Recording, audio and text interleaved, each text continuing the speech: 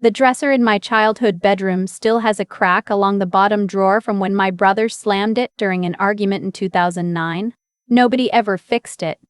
That detail didn't matter to anyone but me, and I think that's where this whole story really begins. I had driven 2 hours from Millhaven to my parents' house in Carthage for Thanksgiving. I brought a sweet potato casserole my mother had texted me specifically to make, a bottle of bourbon my father liked, and a check for $1,100 in my purse that I had not told anyone about yet, because my brother had called me Tuesday night and asked if I could help cover his family's heating bill before the holiday. I said yes before he finished explaining. I always said yes before anyone finished explaining. The house smelled like it does every November, canned cranberry sauce warming in a pot, the particular dust of a furnace running for the first time since spring, and underneath all of it, my mother's perfume. The kind she had worn since I was 5. She was in the kitchen in her good apron, the one she only brought out when she wanted the evening to feel significant. My father was in the living room with my uncle, both of them watching a game.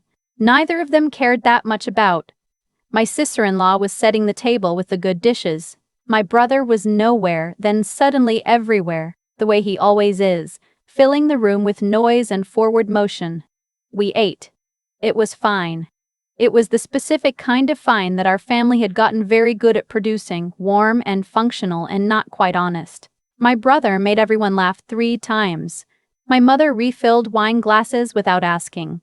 My father told the story about the 1987 Buick that I have now heard 41 times. It was after the second round of dessert that my mother clinked her glass. She does this, she saves things. She finds her moment the way a conductor finds the downbeat, waited for the room to be full and warm and slightly off guard, and then she stood up and said that she and my father had made a decision. They were selling the house in Carthage. They were going to move somewhere smaller, somewhere easier, and they wanted to talk about how to handle the transition. The room made agreeable sounds. My aunt said that was probably smart.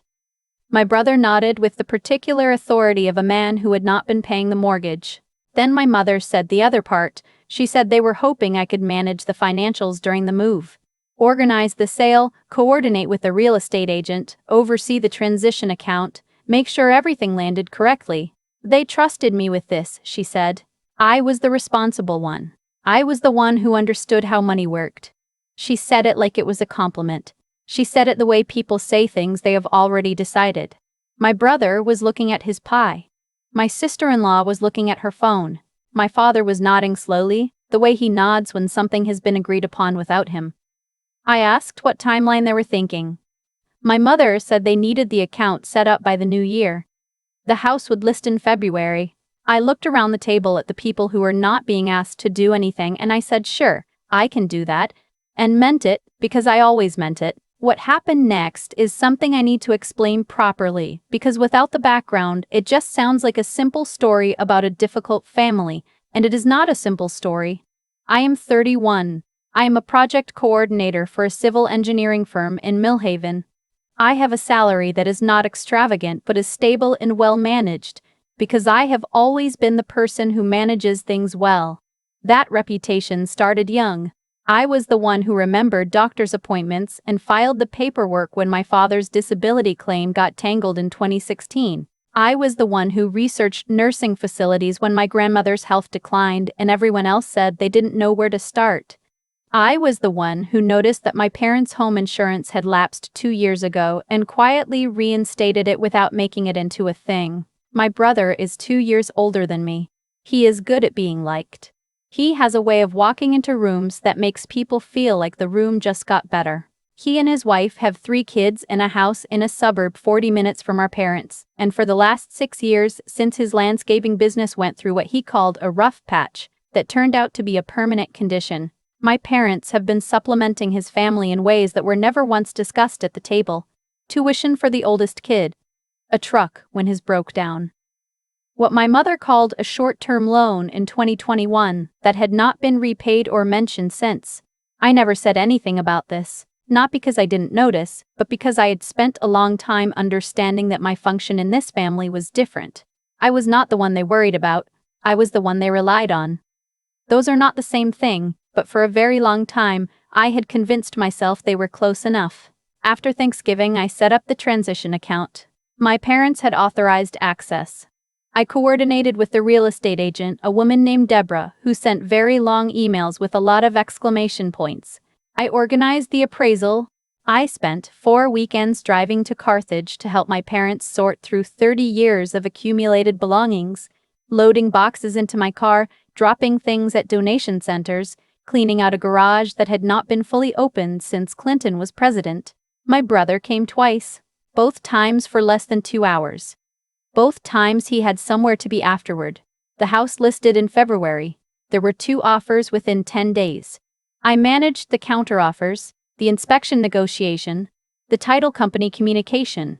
My mother called me every 3 days to ask questions she could have Googled. I answered all of them. Closing was set for late April. A few days before, my parents had a family dinner to celebrate. I drove the 2 hours again. I brought wine. The table was set with the good dishes again.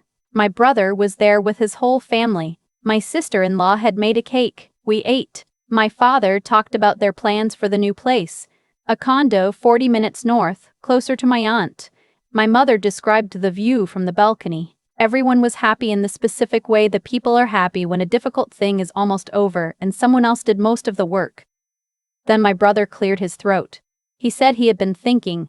He looked at my parents and not at me when he said it. He said that, given everything, given the transition and the timing and the fact that he and his wife were kind of stretched right now, he was wondering if Mom and Dad had considered that some of the sale proceeds might help them stabilize. Not a gift. More like an advance on whatever would eventually come to them anyway. He said this casually. The way you say something you have been rehearsing to sound unrehearsed. My father looked at my mother. My mother looked at the centerpiece. Then she looked at me with an expression I know well. Not apologetic, exactly. More like the look of someone about to ask a favor they already know will be granted. She said they had talked about it and they thought it made sense.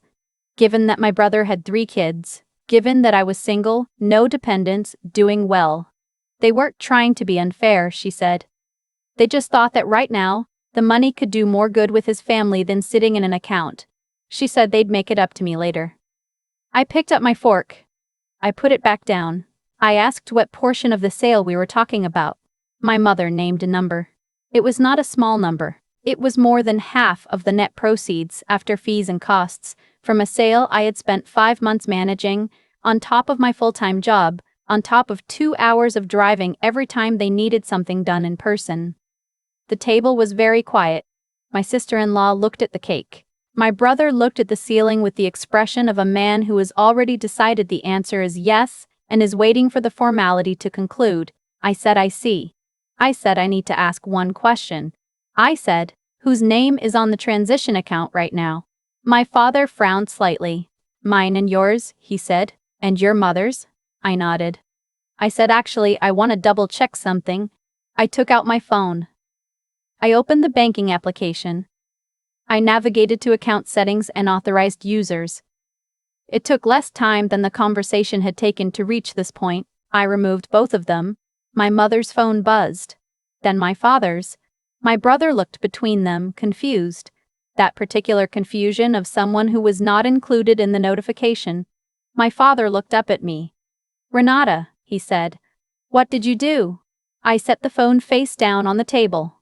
I said the sale closes in 3 days. The proceeds will be deposited into that account. At that point, I'll coordinate with the title company to complete the transfer into whatever account you want to designate. I looked at my mother. I can still do that.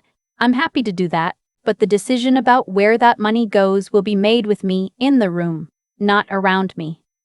My brother said her name. My name. The way you say a word when you're not sure what it means anymore. My sister-in-law put down her fork. My mother said, this wasn't what she meant. She said I was being sensitive. She said the family was just trying to figure out what was fair. I said I know. I've been trying to figure that out for a while too. I didn't leave dramatically. I didn't make a speech. I finished my wine. I helped clear the plates because that is what I do and old habits have longer roots than one dinner can cut. I hugged my father at the door because he looked genuinely confused, and I don't think he fully understood what had happened or how long it had been happening. I did not hug my mother.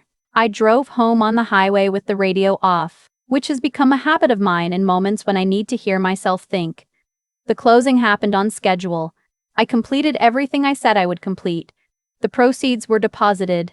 I arranged the transfer to my parents' new account. I sent a detailed summary to both of them by email, itemizing every transaction from the transition account with documentation. I CC'd my brother. I did not omit anything. I did not editorialize. I simply made sure that the record was clear and that everyone could see exactly what had moved where. My brother called 3 times that week. I let it go to voicemail. His messages moved through the same arc, first casual, as if nothing had happened, then explanatory, as if I had misunderstood, then something quieter that I chose not to engage with yet. My mother sent a long message about how families have to make hard choices and how she hoped I understood they loved me even when decisions were complicated.